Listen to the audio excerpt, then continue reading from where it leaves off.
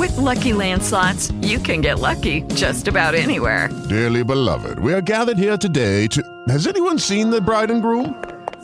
Sorry, we're here. We were getting lucky in the limo and we lost track of time.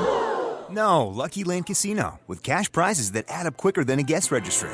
In that case, I pronounce you lucky. Play for free at LuckyLandSlots.com. Daily bonuses are waiting. No purchase necessary. Void where prohibited by law. 18+. Terms and conditions apply. See website for details. Lucky Land Casino, asking people, what's the weirdest place you've gotten lucky? Lucky? In line at the deli, I guess? Aha, in my dentist's office. More than once, actually. Do I have to say? Yes, you do. In the car before my kids' PTA meeting. Really? Yes. Excuse me, what's the weirdest place you've gotten lucky? I never win and tell. Well, there you have it. You can get lucky anywhere, playing at LuckyLandSlots.com. Play for free right now. Are you feeling lucky? No purchase necessary. Void where prohibited by law. 18+. Terms and conditions apply. See website for details. Yo, how y'all doing out there? This is Maurice. You're listening to That Will Never Work podcast. Today I have a special guest. This young man I've met a few years ago, and I'm going to let you know that he was an inspiration to me the first time I met him and I spoke to him. I told him up front that I was not sure about which way I had wanted to go in the film acting industry. And he said, you know what, Reese, just get it done. Just do it. And from that point on, we built a bond. We had opportunities to do some films together, some short films together. We've acted together, and we've done some other developmental things together. I've helped out his youth foundation, and what else have we done, man? But so much. Well, I want to introduce to some of y'all and present to others my brother, Mr. Aaron Mathis. Hey, man, I appreciate it, man. Appreciate you for having me on the show, brother. No problem, man. One of the things I did forget, man, that we had, one of the things we did have was our own radio show at one time. Yes, we did. So we have done a lot in this multimedia lane. Man, we done went from skits to classroom working together to films, to radio. And I can only imagine what's coming up in the next year or so. Yeah, right. It's a lot brewing. right. We always got something that is always in the midst. Right. As an entrepreneur, as you well know, and we want to let our listeners know that you always have to reinvent yourself. Absolutely. You can't always have that one lane. Absolutely. And you always want to stay up with the times, and just up with the people too, because everything changes. Everything becomes a fad. Everything leaves, comes and goes. And right. I feel like as entrepreneurs and artists, we also have to stay on top and maintain that. Right. And as we reevaluate ourselves and our work, recreation is definitely essential. Right. Definitely essential. Just doing what I've done from the last 9-10 years, I look back at my old stuff like, gee whiz, it came a long way. Right. Right. Yeah, the whole mind frame just changed up, So talking about that, those 9-10 years, how did you even get started, man? Oh, man. So, all right. So, I'm going to take it back even farther than that a little bit. Oh, wow. Okay. Back to Beantown in Boston, my college stomping grounds. Okay. So I was in Boston for 10 years. All right. The last couple years or so, 3 years, I was there from 2000 to 2010. I came home. Okay. 2008, I really started getting into like film because I had a camera. Okay. And I had all these ideas brewing, but it was just the group and the friends I was with, my associates I'm not going to say I wasn't getting the love, but nothing was getting done. You know what I mean? You know how that can be. Right. So I got all these ideas brewing. I got notebooks starting to pile up with sketches and comedy skits and all types of madness. Okay. Long story short, I come home and move back home, and I run back into my old buddy of mine, Ray Bradwell. Shout out to Ray Bone. Ray. Baby Bubba. Yeah, baby Bubba. Yeah, man, got with the fellas from high school, and my man Dave, David Redmond, R.I.P. Dave. Shout out to Dave. We sat down and we were just chopping it up one night, and I was like, yo, man, I got these ideas, you know what I mean? I want to do like these skits. He was like, oh yeah, well, what's up? Let me see it. Right. And in a nutshell, to speed it up, fast forward a little bit, man, Dave took it like to the fullest. Like he took it full throttle. Like, all right, well, let's just get it done. What do we need? Right. So I'm like, all right, cool. So I was kind of baffled. So I'm like, all right, so we definitely gonna need a computer. He's like, yeah, I got that. Wow. So I'm saying, yeah, I mean, all right, we're gonna need the cameras. He's like, all right, well, I got that too. When we gonna get it done? I'm like, all right, well, let's get it done. Let's do it now. So we started meeting every Wednesday, like until like 3 a.m. Okay. And me, him, Dave, myself, Ray, and another friend of mine, Robert Beverly. Shout out to Rob. Big Rob.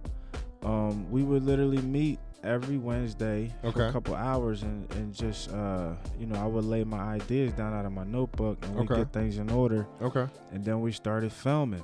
Nice. And then it became like me and Ray, because me and Ray, we go back from high school, like doing little sketch comedy skits. Went back, me and Ray started getting together every night, because at this time I was working part-time, so I had a lot of time on my hands. Okay. You know what I mean? He's at the airport, so he's done like 2 o'clock. So we got a lot of time to be in the lab. Right. So we was just, editing, learning how to edit, self-teaching. Dave learned the basics, and then he taught us what he knew. I just ran from it from there. Okay. And from there, slowly but surely, man, we started doing the sketches, putting them up on YouTube. And you know me, man, like you say, we reevaluate and recreate. Right. So as this process is going on, I start getting people asking, oh, do you do weddings or do you film parties? And I'm like, no, I haven't done it, but I can. So, and that's how I got started. I kind of branched off, doing my own thing as far as the video production side. Right. Actually as a business. And from there I just took flight, man. I've been doing weddings, baptisms, anything that people need recorded and brought to life, I'm there. You know what I'm saying? I've worked with Crozier doing seminars, recording seminars there. Okay. Yeah, man, I got a lot under my belt right now. And it's just been a blessing, man, because all of that came from that notebook. You know? I wasn't expecting to be an actual videographer. Right. You know what I mean? And so I just kept self-teaching. I kept learning, because I didn't go to school for any of this. Right. What did you go to school for? I went to school for graphic design. Okay. Because my God gift trade is an artist. I'm a fine artist. So my teachers in high school was like, well, you shouldn't go to school for fine arts. You should go for, graphic design, so you learn the computers too. And I'm like, that's a good idea. Learn both weapons. Right. So I went for graphic design, got my degree in that, graduated 2007. Took me a little longer. I got into some trouble being a knucklehead, being young and dumb. Right. But and that's how I got started into this film. And now I'm doing everything from short films to still doing the skits. I got my still working with the late night snack, but that's a visual now. Right. And man, just keeping it pressing. So what do you think as a young film director or casting director or those that they still have their ideas in their notebook. What kind of advice would you give them? Find yourself a room and a cast with, if not smarter people than you, or more organized people than you, and just get it done. Find what resources you have, because a lot of people get this misconception that you got to have this, $3,000 camera and $2,000 worth of lights. Just start off with what you have. Use your resources. Get in these film festivals and just start working your way up. And the money will eventually make itself when you start getting aggressive at it. You just got to stay persistent and use what you have. Yeah, I think what happens, sometimes people are not really encouraged to follow whatever their dream might be in their notebook. Whether it's writing a book, like you said, whether it's art, whether it's cartooning, whatever it might be. I think sometimes people don't follow their book. And some people, because of not having that motivation, they sometimes I think they lose track that, hey, this is my God-given talent. Right. And because there's no one there to really help support it, to nurture it, things like that, I think sometimes we lose it. Yeah. And that's where we think that that'll never work, mentality. Yeah. Because we don't have that support. And another thing, even before the notebook process, it's a lot of people out there. Like, I know a lot of brothers that have a lot of ideas, and they will talk it, but they won't write it down. I'm like, dude, just get a book and just write it down. Right. I don't care if it's chicken scratch, as long as you can read it, or do some stick figures, just write it down. You know what I mean? Because you're gonna forget. Because I do it myself. I mean, if I was to write down everything that I think of every day, I'd probably run out of paper. Yeah. But I try to write it, the majority of it down. Right. 85%, 90% I write down. Right. And that's just the start of it. And it's a shame to say, like, it won't work, because first off, you done forgot about it. Right. Or it's not exactly how you thought of it originally. Exactly. And now there's a little tweak in it that's like, whoa, wait a minute, where did that come from? Right. Exactly. And I think also we get discouraged, and even though we write it down, we might talk to someone, and now they're motivating us to it, but I think that there's a part where our self-doubt starts to really creep in. Yeah. And again, no matter for some people that I've come across, no matter how much support they may have had, because they doubting themselves so much, and they were like, yo, I've never done this before. Well, no, that's a good thing then. Yeah. You have to grow. You have to stretch yourself. Right.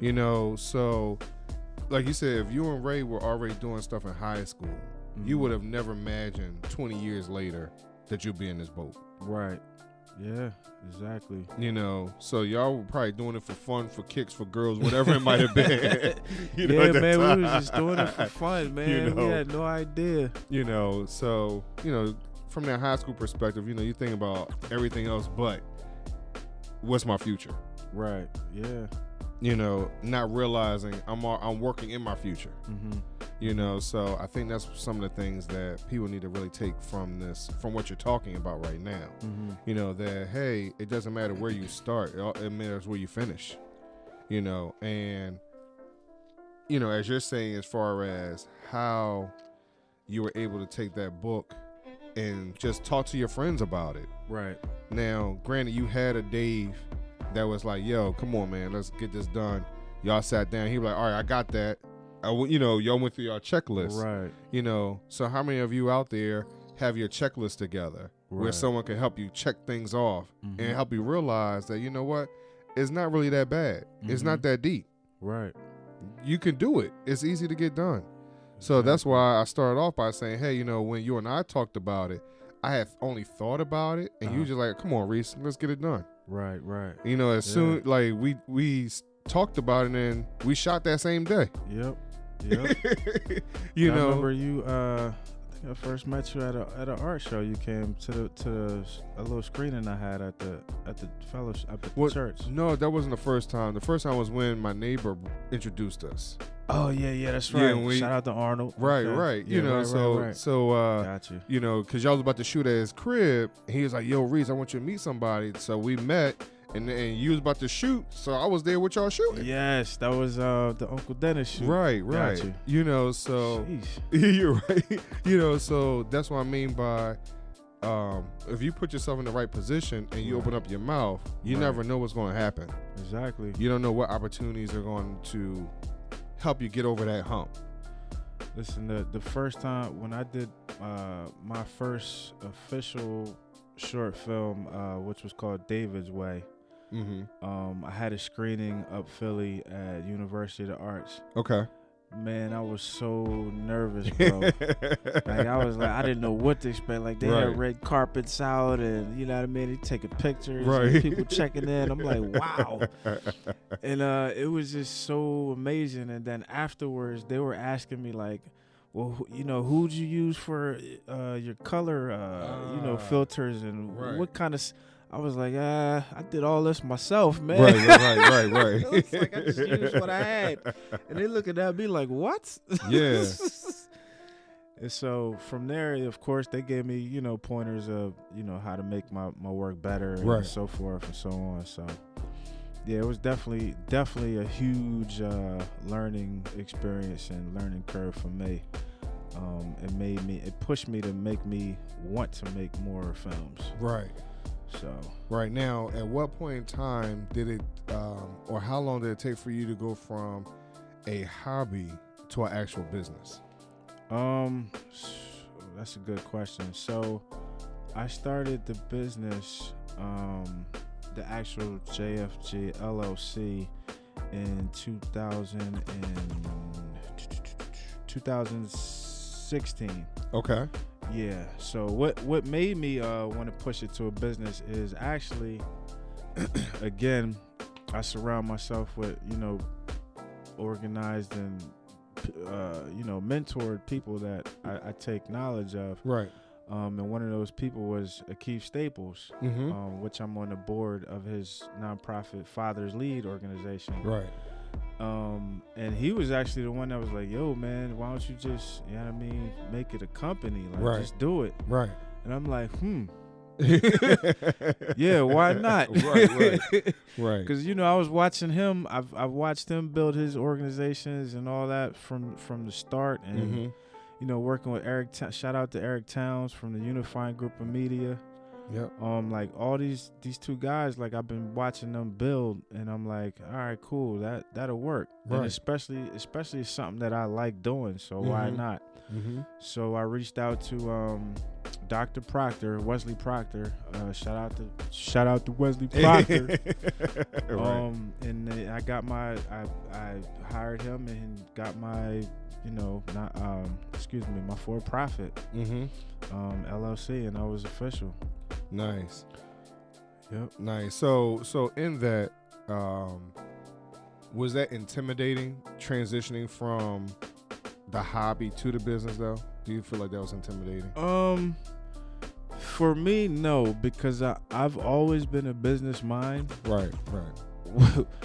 Whether it was, you know, not to say I'm proud of this, whether it's negative or positive, I've always, you know, liked running my own business in some fashion or form.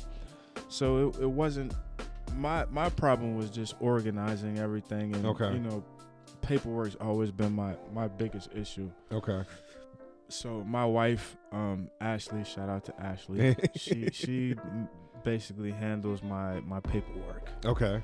I understand that. And I do the creating and the production. Yeah, so it works out. Now, do you foresee you having any offshoots of JFG LLC in the future? Like baby, you know, JFG, you know, with your kids or anything like that? And the reason I'm asking, because I know I get a lot of questions about, hey, I have my own company, right? But my kids kind of want to do their own thing. You know, what's your thoughts? I mean, Yeah, so I'm always open to branching off and expanding things. I'm actually in the midst of creating JFG Entertainment. Which will be, and it'll be totally different, but at the same time, it has its own entity. Right. And my kids, man, we got so much going on as far as the for-profit businesses and the non-profit businesses. Right. I'm sure they'll find something to branch off and still be under the umbrella. Right. So, right. Now for the question. For those persons that are out there that are interested in becoming a producer in short films and TV and things like that, do you think that there's a time frame as far as getting a shoot done to production and putting it out there? Do you think there's a time frame? What do you mean, just to get it out and be completely done? Yeah. So from writing down the script to getting it done and putting it out there so everybody can actually see it. Do you think there's a time frame? So that's a good question. I do think it should be a time frame, most definitely, because you never want to wait too long to put something out, because ideas and films are coming out every minute, right? And you definitely want to have yours out to be first, but you also want to give yourself time enough to promote and market it. So you have that buzz going already. So when it comes out, people are already anticipating, like, oh yeah, that was the joint you was talking. You was working on it. Like, yeah, it's coming out. It's coming out such and such. It's coming out in May. Like Delco Drive, the film I'm working on now. I had originally planned for that to come out this December. That did not happen. Still in post-production, but again, it's hard working on a non-professional platform, I would say, because you're working with people that's not in the industry, so it's you got to work off of people's real life schedules and time, so it's kind of tough. But as far as production wise, post-production, it's definitely got to be a time limit. Like once you're done filming and you have what you need shot, you should automatically, that time limit should never change. It should never change, and I think that is the most, it's the easiest, but it's the most hardest at the same time, because you got to stick to your schedule. You know what I mean? I think sometimes people get intimidated as far as setting a time. Because they say, hey, I want it done in 3 months. But I think you have a goal of 3 months, but that doesn't, do you think you should give yourself a little leeway here and there?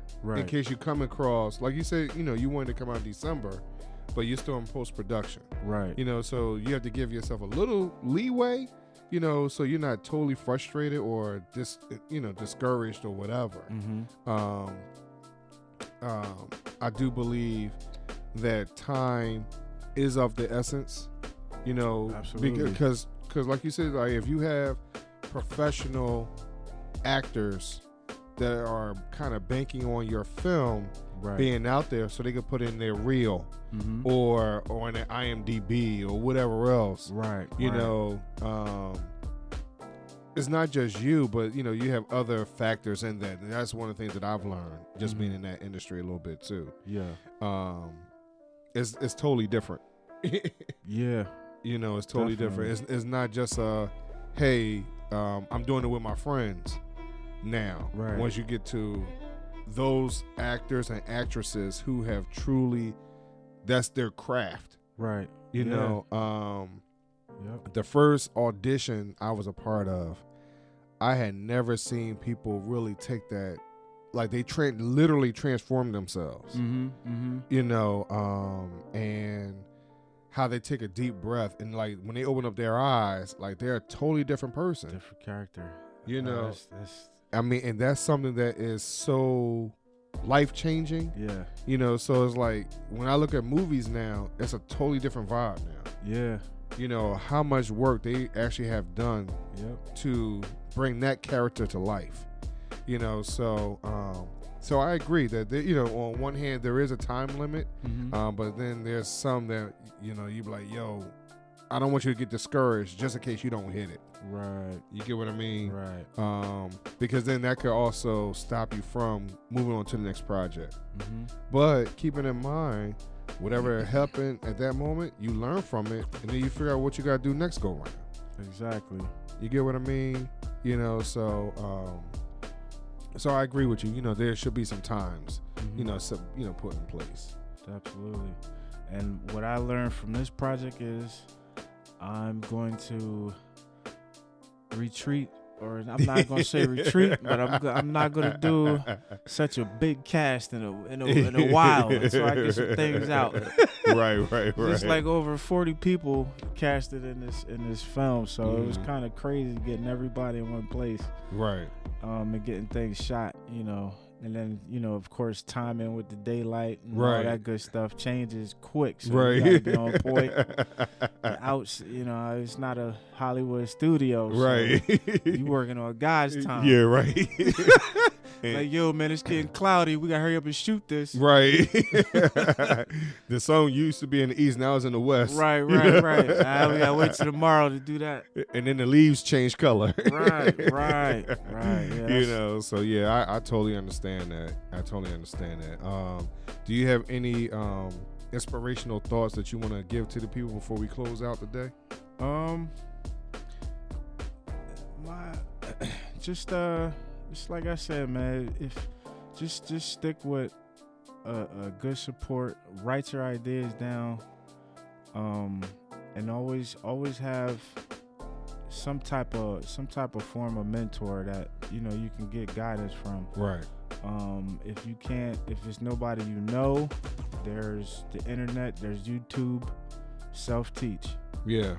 Right. It's all self-knowledge. Like I said before, I didn't go to school for any of this. I learned all this on my own. I did the research on my own, and I just studied and, you know, made it happen.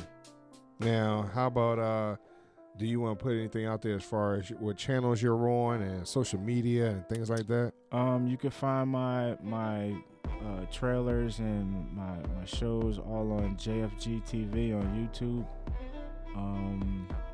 My website is under construction right now, but you can definitely check those out on YouTube. My late night snack show is on Facebook. You can look that up. Follow the late night snack show. Yeah, that's about it right now. Okay. All right. Well, my brother, we appreciate you coming out to That Will Never Work podcast. I appreciate you. You know, I just wanted y'all to make sure that y'all follow my brother Aaron Mathis on all the platforms he just mentioned, and you'll see all his stuff in the advertisement for this particular show. That's right. All right, y'all. Thank y'all very much, and I'll talk to y'all soon. Peace. Peace.